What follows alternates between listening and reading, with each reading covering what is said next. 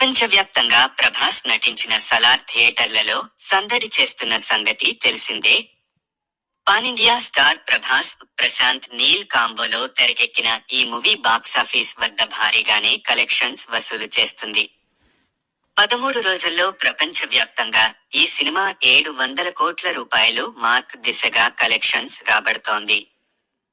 Pan India star Prabhas, south super star Prithviraj Sukumaran నటించిన ఈ cinema మొదటి వారాంతం తర్వాత కలెక్షన్స్ పరంగా కాస్త డల్ అయింది. అయితే న్యూ ఇయర్ సందర్భంగా మళ్లీ కాస్త పుంజుకోగా 13 రోజుల కలెక్షన్స్ ఎలా ఉన్నాయో ఇక్కడ ఓసారి చూద్దాం.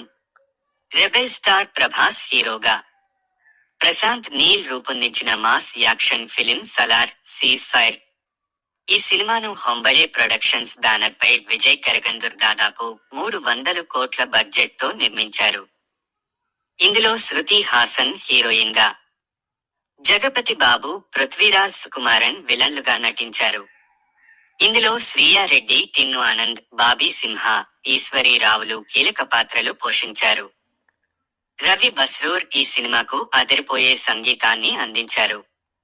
సలార్ బిజినెస్ ఎంతంటే ఈ ప్రభాస్ సలార్ సీజ్ ఫైర్ మూవీకి నైజాంలో రూపాయలు 60.01 కోట్లు, సీడెడ్ లో రూపాయలు 24.12 కోట్లు, ఆంధ్రప్రదేశ్ లో రూపాయలు 60.01 కోట్లతో కలిపి తెలుగులో రూపాయలు 144.03 కోట్లు బిజినెస్ అయింది.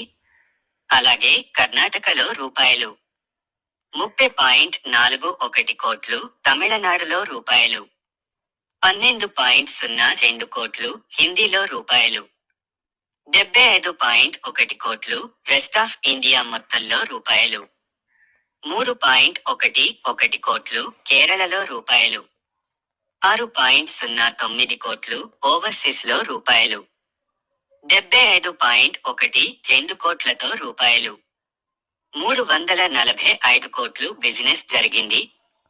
13వ రోజు భారీ వసూళ్లతో ప్రశాంత్ నీల్ దర్శకత్వంలో రెబెల్ స్టార్ ప్రభాస్ నటించిన సలార్ సీజ్ ఫైర్ మూవీకి సండే అయిన 13 రోజు భారీ స్పందనే లభించింది. దీంతో ఈ చిత్రానికి తెలుగు రాష్ట్రాల్లో రూపాయలు 2 కోట్లు షేర్ వసూలు అయింది.